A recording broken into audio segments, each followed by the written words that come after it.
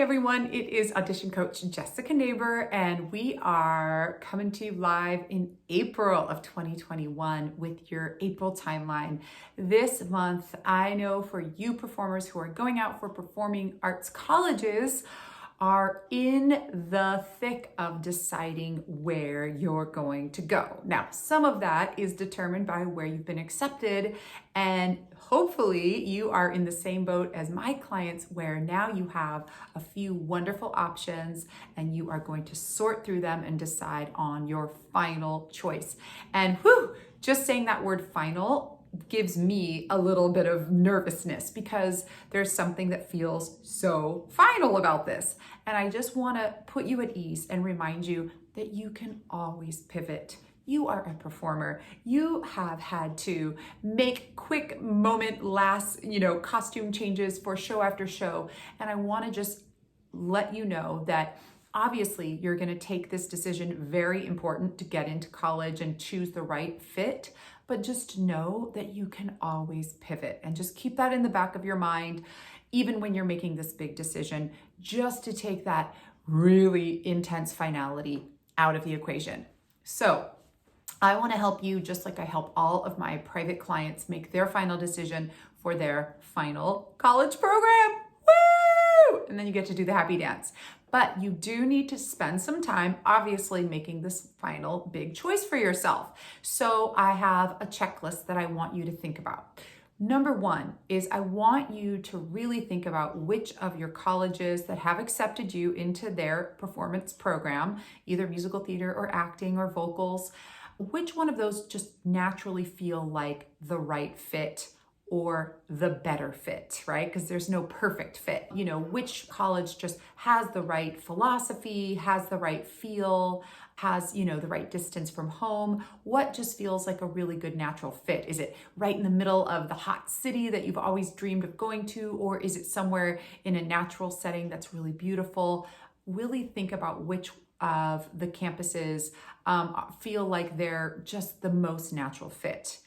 And then number two is to get a little out of your natural fit and just think about what's realistic financially, which of the colleges are maybe offering you a scholarship, which are going to be a real burden on you to take out loans or your family, and really weigh what you can actually manage to do. That's really, really important, especially when you're coming out into, postgraduate performing arts world where we don't want you strapped with so much debt when you're going into, a career that at first doesn't pay very much at all. And you want to not have a burden that is insurmountable for yourself. So that's another variable to think about.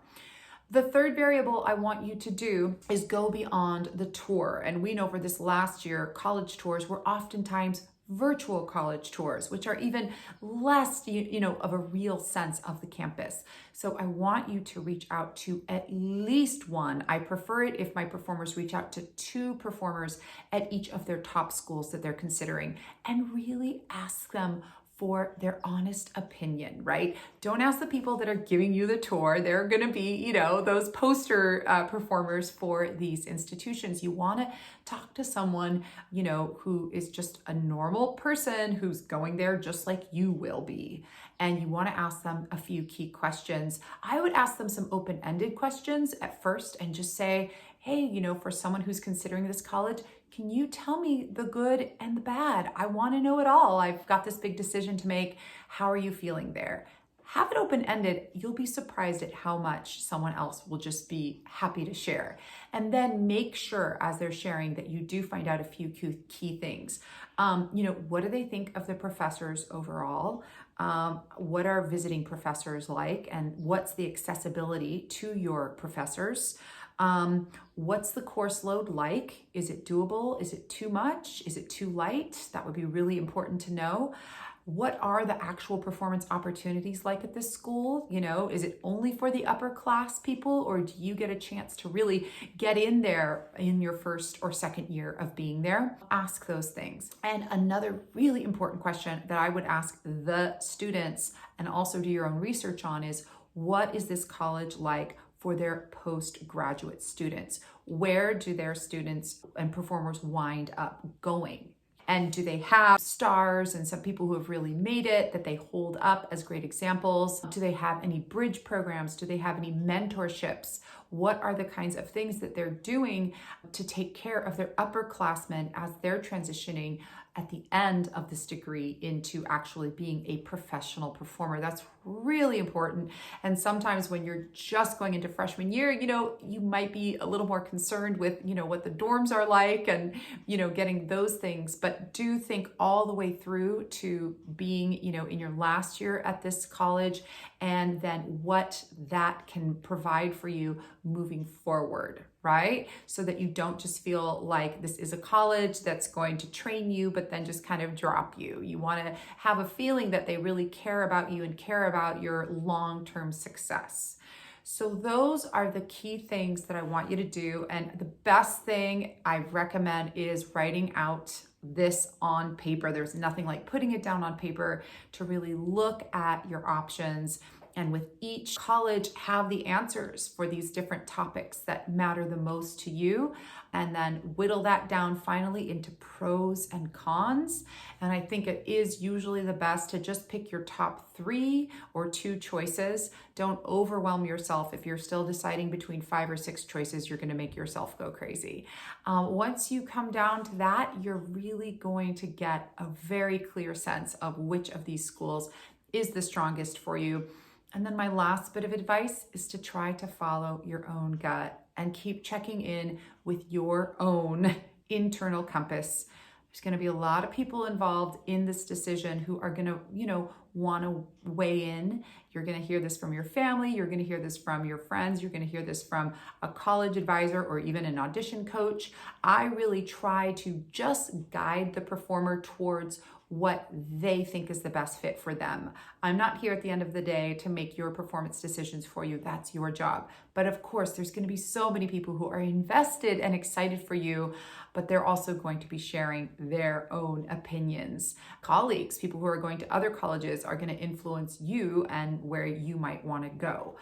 At the end of the day, though, it's you on your own journey, and no one else can walk your walk but you. So if you've got a strong instinct, if there's something that really is calling to you about a specific college, either in the positive or in the negative way, that's something really important to look at.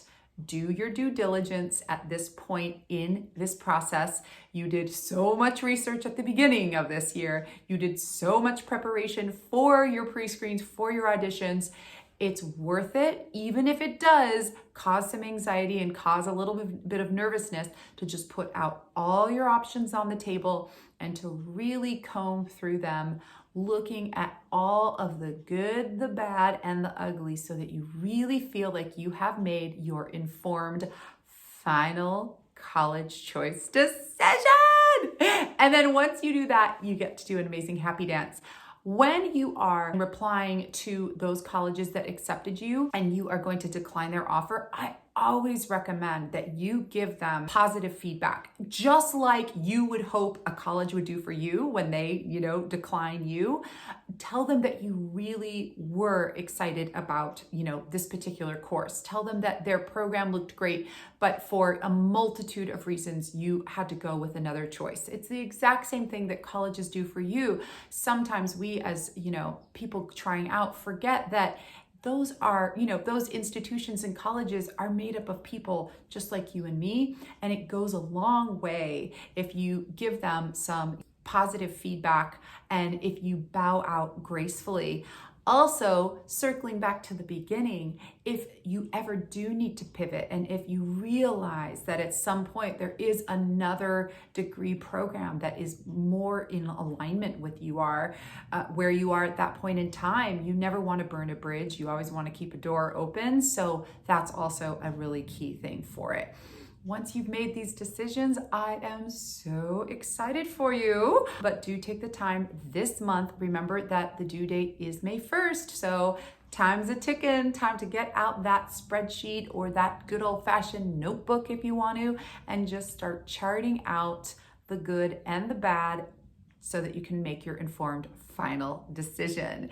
If you need any more advice from me, Audition Coach Jessica Neighbor, this is what I do. This is what I live for. Feel free to reach out to me in the links below. I have a course, I have a book. You can schedule a private consultation with me if you need any more support. And I really am rooting for you in your final choice for college.